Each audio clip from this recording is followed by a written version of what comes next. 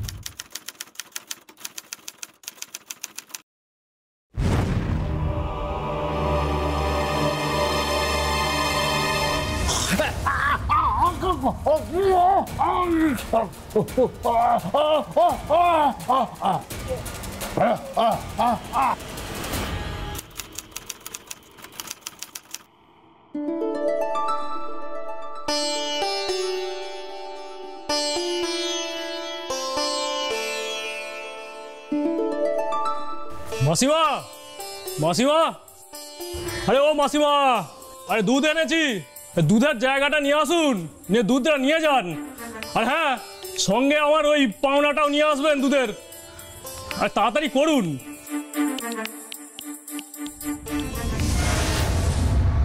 কি হলো? সদর দরজা এরকম হাট করে খোলা, কেউ সাড়াও দিচ্ছে না, কেউ তো বেরোচ্ছেও না বাড়ি থেকে। দেখি তো একবার। দাদাবাবু,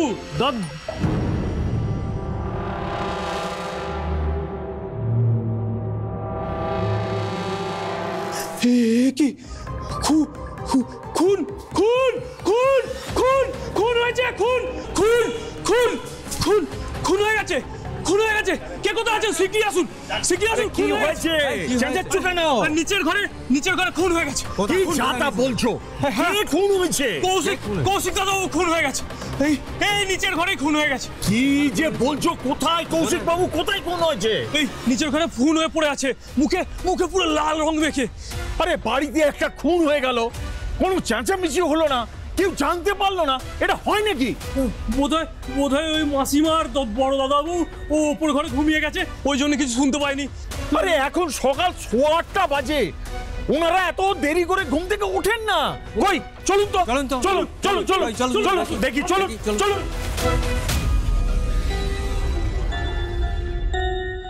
আসুন আসুন। ও ও ওই দেখুন, ওই দেখুন পড়ে আছে। ভগবান!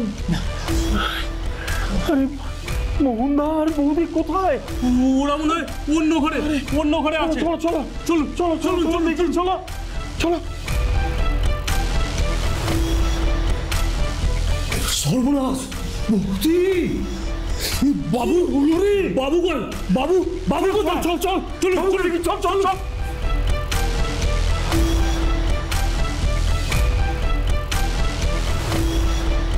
কি কর্তা বাবু কেউ? সর্বনাশ! হে ভগবান, এ কাজ কে করলো?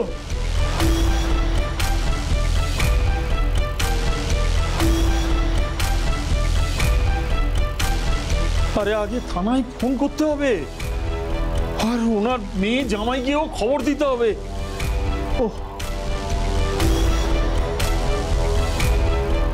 হ্যালো, পুলিশ স্টেশন, আমি ঘোষপাড়ার থেকে বলছি।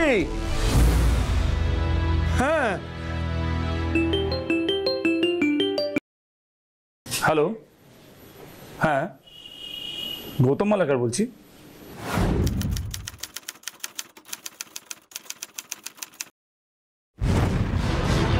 কি থানা থেকে বলছেন? হ্যাঁ হ্যাঁ, মোহন শাস বলে আমার শ্বশুর মশাই হন। কি কি বলছেন? কি সে কি? কখন? হ্যাঁ হ্যাঁ, আমরা যাচ্ছি, আমরা এক্ষুনি সকাল যাচ্ছি। থেকে চা চা করে বাড়ি মাথায় তুলছো। এই নাও তোমার চা।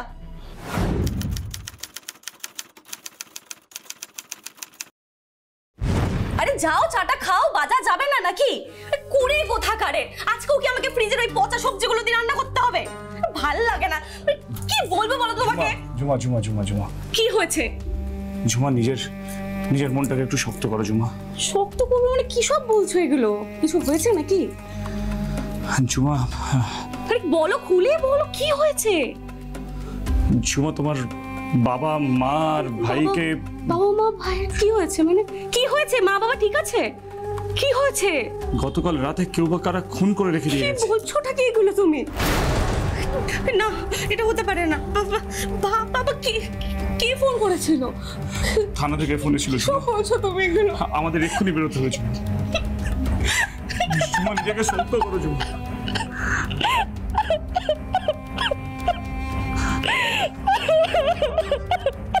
নিজের মনকে শক্ত করো ঝুমা, আমাদের এক্ষুনি বেরোতে হবে।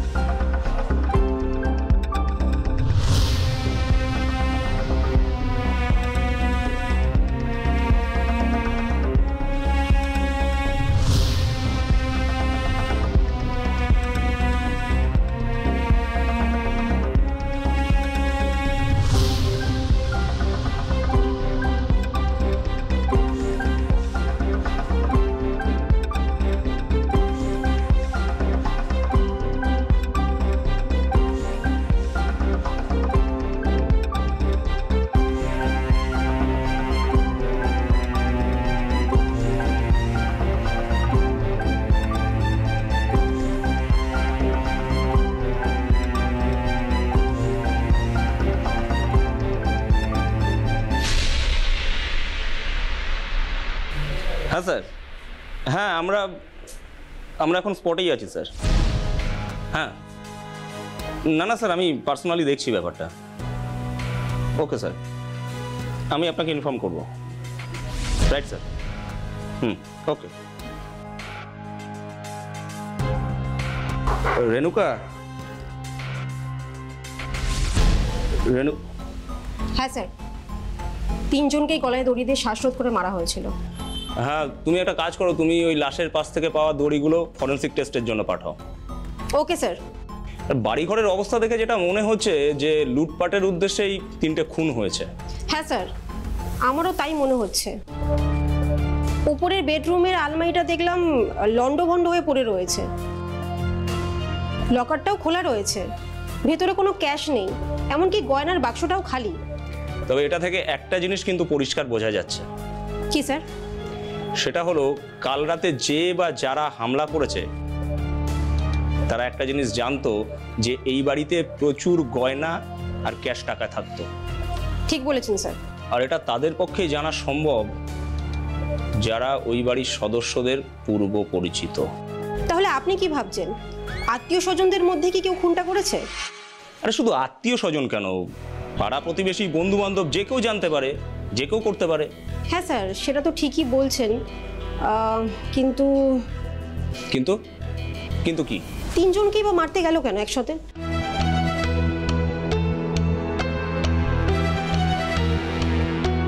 এই ব্যাপারটা তো আমাকেও ভাবাচ্ছে রেণুকা। বাই দ্য ওয়ে, পাড়ার লোকেদের সাথে একটু কথা বলতে পারলে ভালো হতো। হ্যাঁ হ্যাঁ স্যার, এই তো আপনারা আসুন এখানে।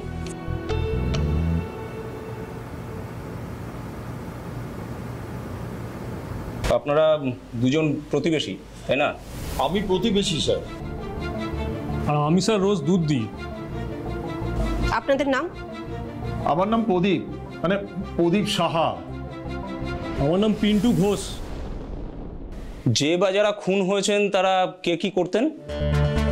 বাড়ির মালিক মোহনবাবু ছিলেন, বছর 5 আগে রিটায়ার হয়েছিলেন। ওনার মিসেস হাউসওয়াইফ, আর কৌশিক ওনারের ছেলে। হায়দ্রাবাদে চাকরি করতেন, লকডাউনের সময় চাকরি চলে যায়। তারপর থেকে এখানেই মা বাবার সঙ্গেই থাকে। তারপর থেকে চাকরির চেষ্টা করে যাচ্ছে, এই আর কি। মেয়ে জামাইয়ের সাথে ওদের সম্পর্ক কিরকম ছিল? ভালোই। তবে তবে তবে কি বলুন বলুন। মোহনবাবু একটু বদরাগী গোছের লোক ছিলেন, কারোর সঙ্গে ভালো ব্যবহার করতেন না। হ্যাঁ স্যার, ওনার কথাবার্তা ছিল একবারে পিন ফোটানোর মতো। সে কি? আসল কথা কি জানেন স্যার, কথায় আছে মরা মানুষের ব্যাপারে কিছু বলতে নেই, কিন্তু আমি বলতে বাধ্য হচ্ছি। ওনার ব্যবহার ওই এরিয়ার লোকেরা কেউ পছন্দ করতো না। কিন্তু স্যার মাসিমা খুব ভালো মানুষ ছিলেন। মাসিমাকে? মাসিমা মানে মোহনবাবুর স্ত্রী। হ্যাঁ স্যার, বৌদি খুব হাসি খুশি মানুষ ছিল, ভীষণ ভালো মানুষ। কি মিষ্টি ব্যবহার, সাক্ষাৎ মাটির মানুষ ছিলেন। ওদের কোনো শত্রু টত্রু ছিল? সেটা ঠিক জানি না।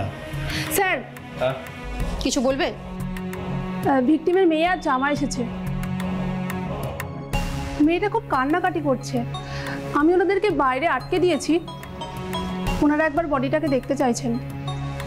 ঠিক আছে, তুমি একটা কাজ করো, তুমি ওনাদের সঙ্গে করে নিয়ে গিয়ে বডিগুলো দেখিয়ে দাও, কিন্তু সাবধানে, ওনারা যেন কিছু টাচ না করেন। আচ্ছা, ওকে ওকে স্যার। আর তুমি স্যার, তুমি একটা কাজ করো রেণুকা, তুমি ওনারা বডিটা দেখা হয়ে গেলে লাশগুলো পোস্টমর্টমে পাঠিয়ে দাও। Yes sir. আর তারপরে সবার কাজ মিটে গেলে বাড়িটা সিল করে দেবে। Okay sir. আমি একটু থানায় গিয়ে মেয়ে জামাইয়ের সঙ্গে কথা বলবো, দেখি ওনাদের কাছ থেকে কোনো ক্লু পাওয়া যায় কিনা। ওকে। তাহলে আপনারা শিওর নন যে মোহনবাবুর কোনো শত্রু ছিল না? আসলে বাপি, বলুন বলুন, থামবেন না। আসলে বাপি খুব বদমেজাজ গোছের লোক ছিলেন। উনি সবার সাথেই খারাপ ব্যবহার করতেন। আমি জামাই, আমি ওনার দুর্ব্যবহারের হাত থেকে নিস্তার পাইনি। সে কি? এই তো কয়েক মাস আগেই আমরা ও বাড়িতে গেছিলাম। এই কৌশিক, বলি তোমার চাকরি বাকরির খবর কি? আর মানে আরে অনেকগুলো কোম্পানিতে অ্যাপ্লাই করেছি, বুঝলেন, কিন্তু কিন্তু কি? আরে কেউ ইন্টারভিউর জন্যই ডাকছে না। সে কি, এরকম তো হওয়ার কথা নয়। তোমার তো ভালোই এক্সপিরিয়েন্স আছে। হ্যাঁ সেটাই তো। আরে হওয়ার তো অনেক কিছু ছিল না, এই যে লকডাউনে হায়দ্রাবাদের কোম্পানিটা আমাকে কিছু না জানিয়ে টার্মিনেট করে দিল। এটা কি হওয়ার ছিল বলো? আর এই এত এক্সপিরিয়েন্স, এত ভালো ডিগ্রি নিয়ে কি করছি, বাড়িতে সারাদিন শুয়ে বসে থাকছি। এটাও কি হওয়ার বলো? কি আর করবে বলো, সবই কপাল, ভাগ্য। ওপরওয়ালা তৈরি করা এই দুনিয়ায় সবই ওপরওয়ালার ইচ্ছা মতো, মর্জি মতো হয় ভাইয়া। তুমি আমি চাইলেও, হাজার হাত পা ছুড়লেও কিছুই হওয়ার নয়। সেটাই তো দেখছি এখন গো। সেই রান্নাঘর থেকে তোদের গলা শুনতে পাচ্ছি। তোরা যত না খাচ্ছিস তার থেকে বক বক করছিস বেশি। মা, আরে দিদিরা এতদিন পরে এসছে এই বাড়িতে, তো এখন একটু কথাবার্তা হবে না বলো? ভাই তো ঠিকই বলছে মা। তোমাকে আর দুটো লুচি দিই, না মা থাক, আমি একদম অনেক খেয়েছি, আর পেট ভরে গেছে। তাই প্লিজ আর না খাও, তোমার বয়সে তোমার শ্বশুর মশাই একসাথে 40 খানা লুচি খেত, আর তুমি 2 খানা লুচি খেয়ে এখন ছটফট করতে শুরু করেছে। আর কেন খেতাম সেটা বলো। আমি কত পরিশ্রম করতাম, কত রোজগার করতাম। এই বাবা জীবনের মতন কি আর সারাদিন শুয়ে বসে কাটাতাম? বাপি থাক না, এই সব কেন আবার? থাক, সবই থাক। আমি এই বাড়ির কর্তা শুধু নামেই, আমার কথা শুনছেটা কে? আমার কথা শুনলে কি আর এই বেকার ছেলের সাথে আমার মেয়ের বিয়ে দিতাম? পৈতৃক জমি জমা থাকলে না কাউকে চাকরি করতে হয় না বাপি। তবে একটা শক্ত সমর্থ ছেলে সারাদিন শুয়ে বসে থাকলে সেটাও ভালো দেখায় না রে ঝুমা।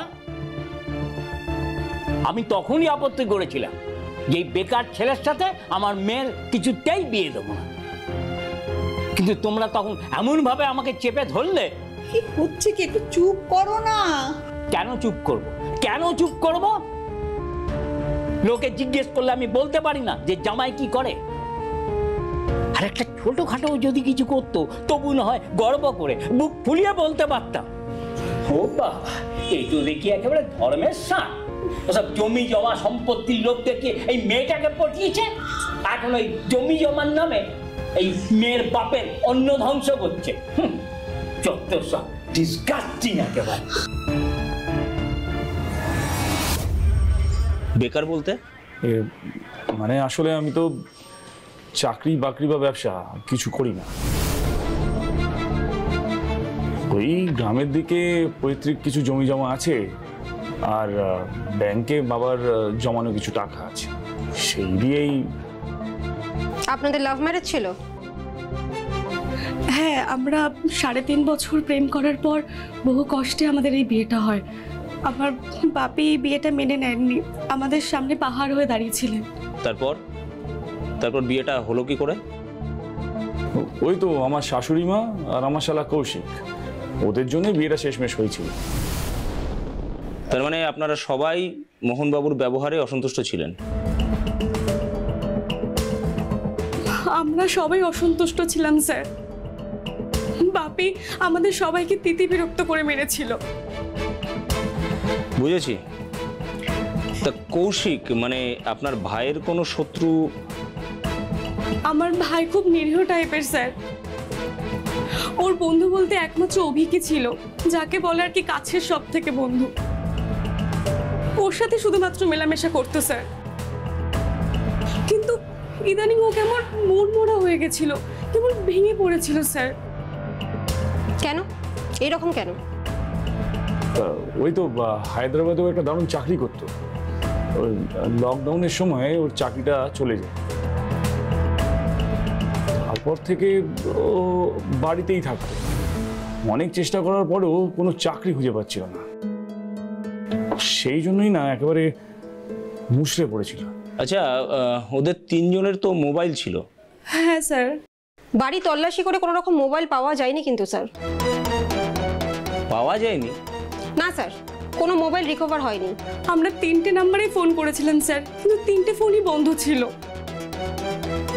বন্ধ মানে লাগাতার বন্ধ, একবারের জন্য সুইচ অন হয়নি। মোহনবাবু বাড়ি থেকে বেরোতেন?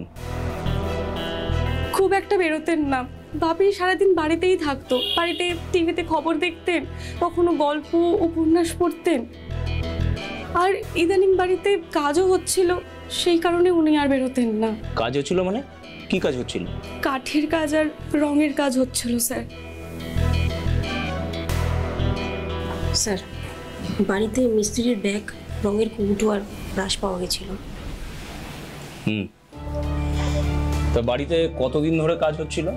এই ধরুন স্যার, মাসখানেক হলো বাড়িতে কাজ হচ্ছে। ঠিক আছে, এখন তাহলে আপনারা আসুন, কিন্তু দরকার হলে আবার কিন্তু থানায় আসতে হবে। অপরাধীকে ছেড়ে দেবেন না স্যার, একটু দেখবেন, আমরা এর বিচার চাই স্যার। আপনারা চিন্তা করবেন না, যে বা যারা এই জঘন্য কাজটা করেছে আমরা তাদের ছাড়বো না, আপনারা নিশ্চিন্ত থাকুন।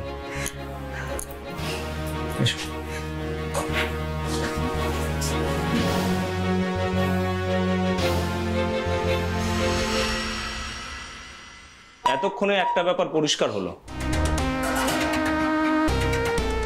কি ব্যাপার স্যার?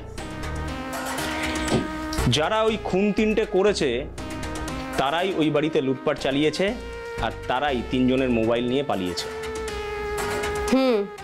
আমারও তাই মনে হয়। আর তার উপর আবার ওই ভদ্রমহিলা বললেন যে গত 1 মাসের ওপর নাকি এই বাড়িতে কাঠের কাজ আর রঙের কাজ হচ্ছিল।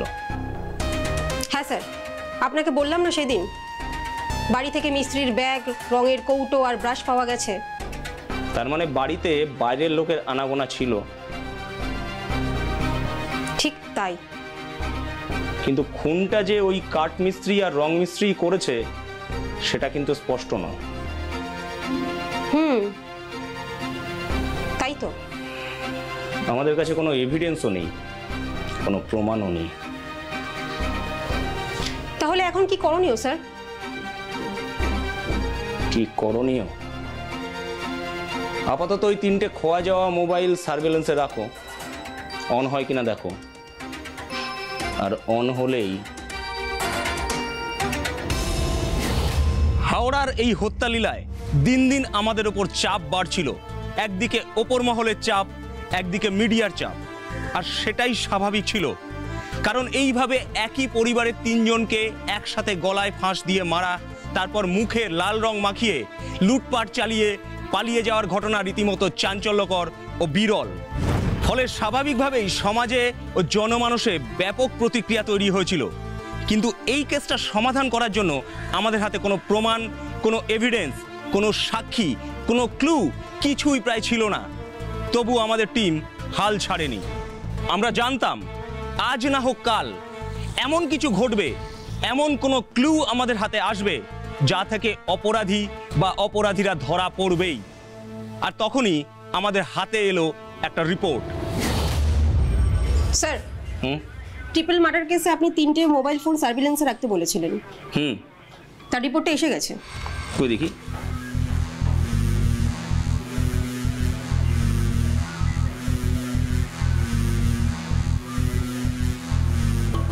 শিবপুর? হ্যাঁ স্যার, শিবপুরে একটি জায়গায় একটি মোবাইল ফোন সুইচ অন করা হয়েছিল। কোন মোবাইলটা বলো তো? মোহনবাবুর মোবাইলটা। I see. Exact location? শিবপুরের একটা বাড়ি দেখাচ্ছে। Very good job. রেণুকা, আর দেরি করাটা ঠিক হবে না। তুমি আজকেই ফোর্স নিয়ে যাও, দেখো কার কাছে আছে মোবাইলটা। I want him in my custody immediately. Yes sir.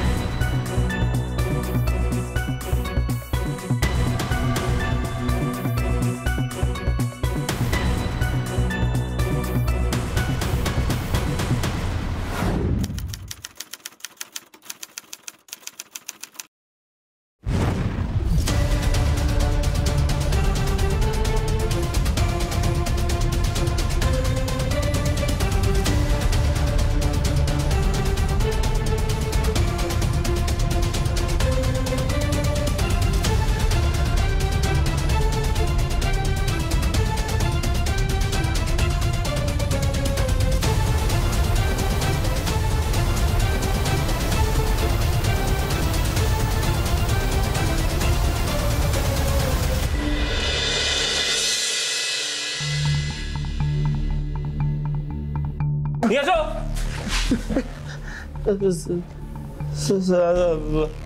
আমি তো কিছু করিনি, আমাকে ধরে আনলেন কেন স্যার? কিছু করিসনি তো, এই মোবাইল ফোনটা এলো কি করে? বল না হলে কিন্তু পিটিয়ে লম্বা করে দেবো। বল। আমি ওটা মানে কি? আমি ওটা বল। আমি কুড়িয়ে পেয়েছি স্যার। কোথায় কুড়ি পেয়েছিস? বল বল। বলছি স্যার, বলছি আমার বন্ধু বিল্টু স্যার বাবুল বাড়ি থেকে এনেছিল স্যার, ও আমাকে রাখতে দিয়েছে স্যার। বিল্টু? বিল্টুটাকে? বিল্টু আমার বন্ধু। বেলটু কোথায় থাকে? বিল্টু ওই বিল্টু কোথায় থাকে বল। ও থাকে শিবপুরে আনন্দপুরে থাকে। ওকে এখন বাড়িতে আছে? আমি জানি না, মনে হয় পালিয়ে গেছে। কোথায় পালিয়েছে বিল্টু? বলতে পারবো না স্যার, মনে হয় বোম্বে থেকে চলে গেছে স্যার। তোর নাম কি? বল তোর নাম কি? আমার নাম হাসান আলী। কি করিস তুই? আমি কাঠ মিস্ত্রি কাজ করি। তুই কি মোহন বাবুর বাড়িতে কাজ করতিস? হ্যাঁ ম্যাডাম। তাহলে এবার সত্যি করে বলতো, সত্যি করে এবার বল, মোহন বাবু ওনার স্ত্রী ছেলেকে কে খুন করলো বল।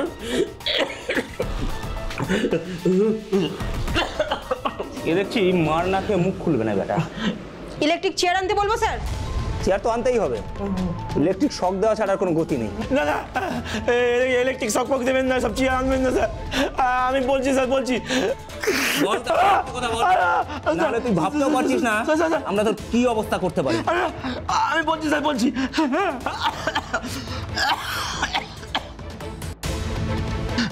একটু জল দেবেন স্যার। কোনো জল টল হবে না বল।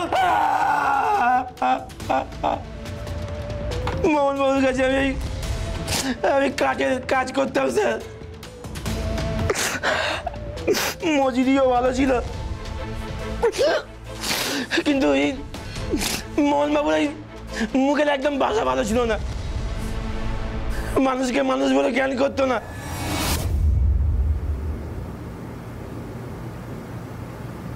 বাবু,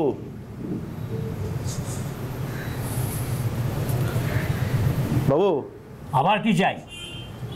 না ওই বড় পেরেক লাগবে। তো বড় পেরেক লাগবে তো আমাকে বলছো কেন? আমার কি বড় পেরেক তৈরি কারখানা আছে না ফ্যাক্টরি? না মানে আপনি টাকা দিন, তাহলে দোকান থেকে কিনে আনবো। খালি টাকা টাকা টাকা। তুমি কি এখানে কাজ করতে আসছো না আমাকে ফতুর করতে আসছো? চত্ব সব। কাজের জন্য যেগুলো লাগা সেগুলো তো আনাবো না, বেফালতু আপনার খরচ করাতে যাবো কেন বলুন? হ্যাঁ টাকা ধরো, এতে তোমার বড় পেরেক হলে হবে, না হলে না হবে। জানি না বাবা কত সরাচ্ছ। বাবু আমরা গরিব হতে পারি, কিন্তু চোর নই আমরা। এই যাও তো এখান থেকে, গরিব মানেই চোর, খালি বড় লোকের টাকা মারার ধান্দা, যত সব। হ্যাঁ যাও, বেরো যাও।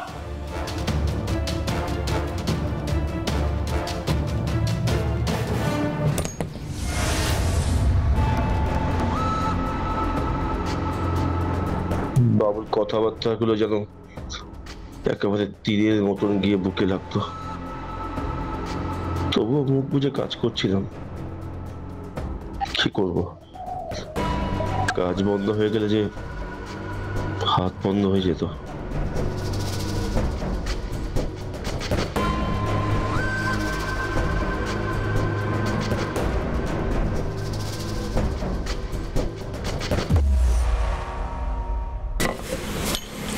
হাসান বাবা,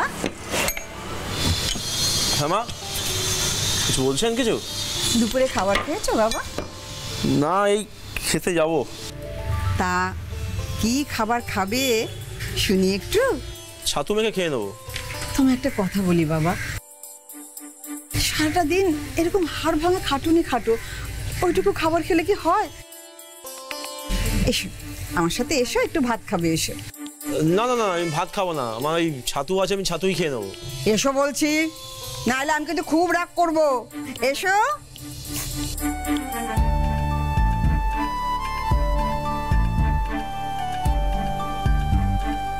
এসো।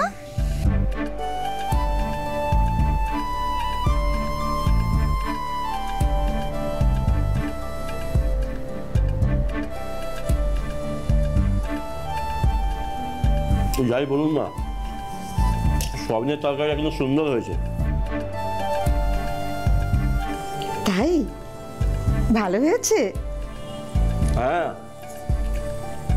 ওই আমার বউ রান্না করে, কিন্তু এত সুন্দর তরকারি আমি জীবনেও খাইনি। আল্লাহ কাসম। তাহলে আরেকটু তরকারি দিই। হ্যাঁ। এ কি এই ফিগারিটা এমন ঘন্টা পিন্ডে গেলাচ্ছ কেন? আসলে বেচারা এই দুপুর রোদে কোথায় খেতে যাবে বলে তো, তাই ওকে আমি একটু খেতে দিয়েছি। না না, এদেরকে এত মাথায় তুলো না, এত আস্কারা দিও না। এরা হলো ছোট লোকের জাত, একটু লাই দিলে না ওরা একেবারে পেয়ে বসবে। যাকে কি যেন নাম তোমার?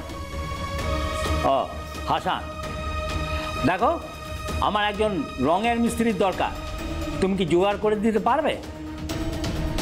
হ্যাঁ, আমার চেনাশোনা একজন রঙের মিস্ত্রি আছে। ঠিক আছে, তোমার এই গেলা হয়ে গেলে ওর সাথে ফোনে একবার কথা বলে নাও, বুঝলে? বলো যে বাবুর বাড়ি কাজ আছে, যত সব।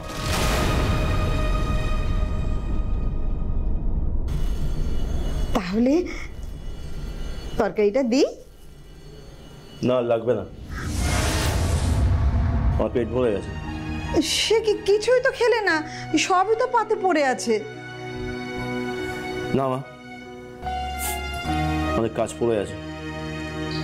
আবার গেলাও তো হয়ে গেছে না, রঙের মিস্ত্রিকে ফোন করতে হবে। তারপর তারপর কি হলো? তারপর আমি বিল্টুকে ফোন করি স্যার। বিল্টুর হাতে কোনো কাজ ছিল না, ও একটা সুরাও হতো। বলে যা। বিল্টু ফোন পেয়ে খুশি হয়ে পরের দিনই বাবুর বাড়িতে চলে আসে।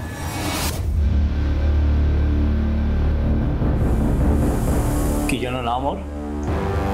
আগে বিল্টু কর্মকার।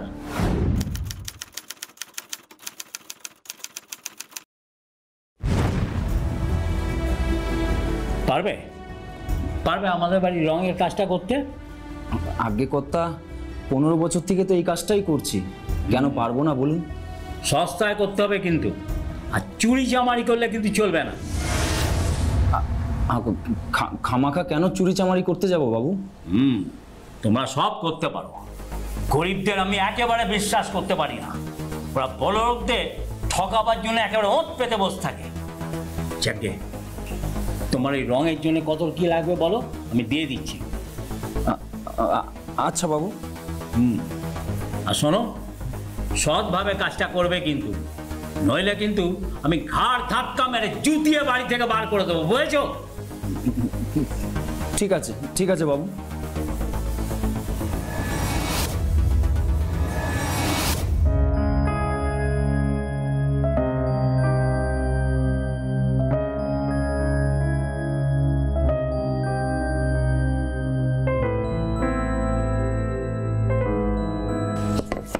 কি রে, চুপ কেন? হ্যাঁ, ওই বিল্টু,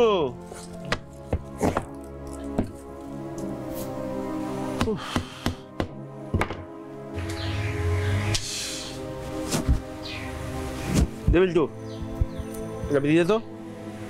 শালা এই বাড়ির বুড়োটার না মুখের ভাষা খুব খুব খারাপ। হ্যাঁ, বুড়োর মা যখন বুড়োকে জন্ম দিয়েছিল না, মুখে মনে হয় ভালো করে মধু দেয়। তুই এতদিন ধরে কিভাবে সহ্য করে কাজ করছিস কে জানে? জ্বালা রে জ্বালা, পেটের জ্বালা। তোর তো আগে কিছু কেউ নেই। আমার বাড়িতে আমার মা আছে, বউ আছে, ছোট একটা ছেলেও আছে। দূর আগে যদি জানতাম শালা এখানে কাজেই ঢুকতাম না। এই এসব ফালতু কথা একদম বলিস না, চুপচাপ মুখ বুঝে কাজ কর। বুড়ো জানতে পারলে না আমাকে আবার কিস্তি করবে। দে বিড়ি দে। চলে চলে।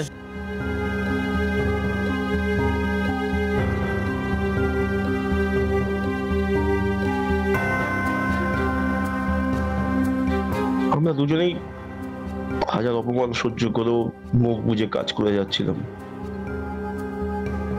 কিন্তু একদিন আমার বউ আমায় ফোন করে বলল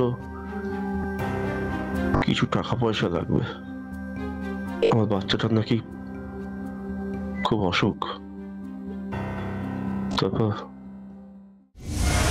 টাকা? কিসের টাকা? আমি আর কোনো টাকা দিতে পারবো না। আমি কি তোমার বাচ্চার ঠেকা নিয়ে বসে আছি নাকি? হ্যাঁ, জন্ম দেওয়ার সময় মনে ছিল না? এরকম বলবেন না বাবু, আপনি না দেখলে কার কাছে যাবো বলুন? দেখো, আমারও তো সমাজ সেবা করা কোনো শখ নেই। যাও যাও, ভালো এখান থেকে।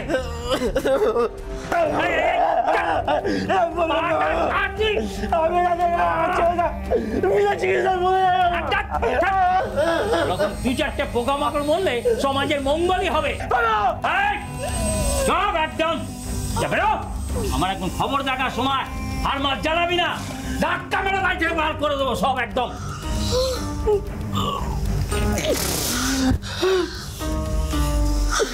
হাসান, হাসান বাবা, আমি জানি না তোমার ঠিক কত টাকা দরকার, আর আমার পক্ষে তো অত টাকা দেওয়া সম্ভব নয়। আমি দেখছি বাবা, একটু দাঁড়াও, আমি দেখছি।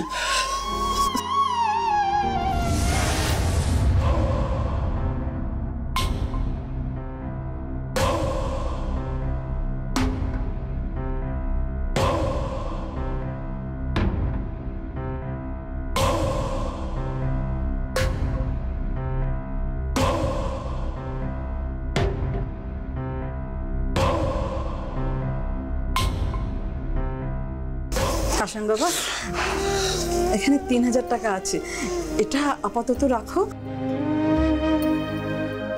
তারপর আমি দেখছি যদি আমি কালকে কিছু জোগাড় করতে পারি। কেমন? মন খারাপ করো না বাবা। হাসান, আমি আমার গোপালের কাছে তোমার ছেলের নামে আমি প্রার্থনা করব, তোমার ছেলে যেন খুব শিগগিরই ভালো হয়ে যায়। মন খারাপ করো না, কেমন?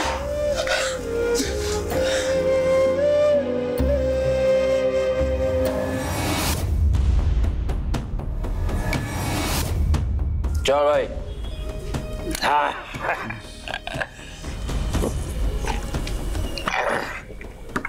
বলি ভাই, এই বুড়ো ভামটা পাক্কা একটা জানোয়ারের বাচ্চা। ঠিক বলেছিস, জন্টুটা বলে কি না, দু চারটে পোকামাকড় মরলে সমাজে নাকি মঙ্গল হবে। আরে ওটা আমার সন্তান, আমার ছেলে, আমার কালিজার টুকরো ওটা, তাকে কিনা বলে বুড়ো ভামটা। আমি হলো না মেরে ওর মুখ ফাটিয়ে দিতাম, তুই শালা চুপচাপ সহ্য করে গেলি। কে বললো তোকে আমি সহ্য করে গেছি?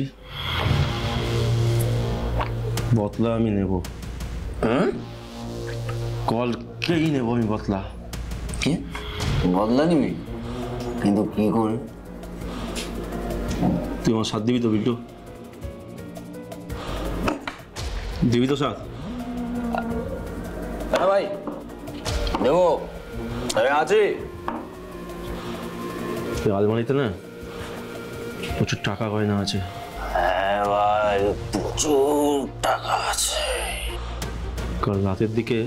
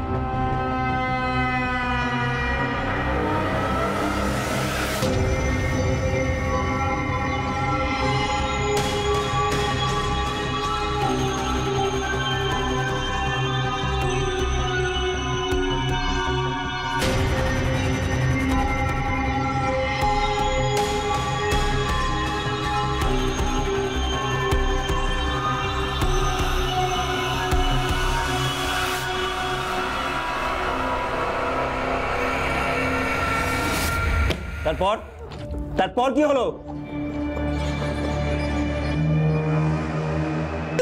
স্যার খুন করার সময় স্যার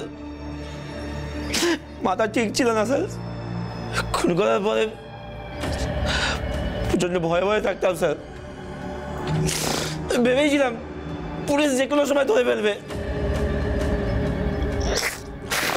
কিন্তু তখন তো যা হওয়ার হয়ে গেছে স্যার। তাই এই 3টে ফোন নিয়ে চলে আসে স্যার। তোরা তোদের কুবুদ্ধিতে যেটা করার সেটা করেছিস, এবার আমাদের যেটা করার সেটা আমরা করব। তোদের যাতে কঠোর থেকে কঠোরতম সাজা হয় সেটা আমরা দেখব। আর একটা কথা, তোর বন্ধুকে আমরা খুব শিগগিরই ধরবো। তারপরে তোরা দুজনে মিলে আলোচনা করে ঠিক করিস কি জঘন্য কাজ তোরা করেছিস।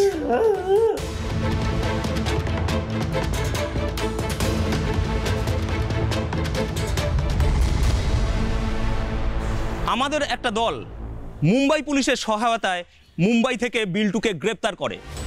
নিম্ন আদালতের রায়ে হাসান এবং বিল্টুর ফাঁসির সাজা হয়। আমরা নিশ্চিত এই ঘটনা আমাদের সাথে সাথে আপনাদেরও চমকে দিয়েছে, অবাক করেছে। আসলে এই পৃথিবীতে, এই সমাজে অনেক সময় এমন কিছু অপরাধের ঘটনা ঘটে যেগুলো থেকে আমরা অনেক কিছু শিক্ষা নিতে পারি। এই ঘটনা থেকে আমরা দুটো জিনিস বুঝতে পারি। এক, রাগ যতই হোক আইন কখনোই নিজের হাতে তুলে নেওয়াটা বাঞ্ছনীয় নয়। 2, মানুষের সাথে সবসময় ভালো ব্যবহার করা উচিত, কারণ এই পৃথিবীতে প্রত্যেক মানুষের সম্মানবোধ আছে, আর তাতে আঘাত করলে ঘাড়ের কাছে নিঃশ্বাস ফেলতে থাকা অপরাধীরা আপনার সাথে ঘটিয়ে ফেলতে পারে মারাত্মক অপরাধ। তাই সাবধান থাকুন, সুস্থ থাকুন, সাবধান হও বাংলা।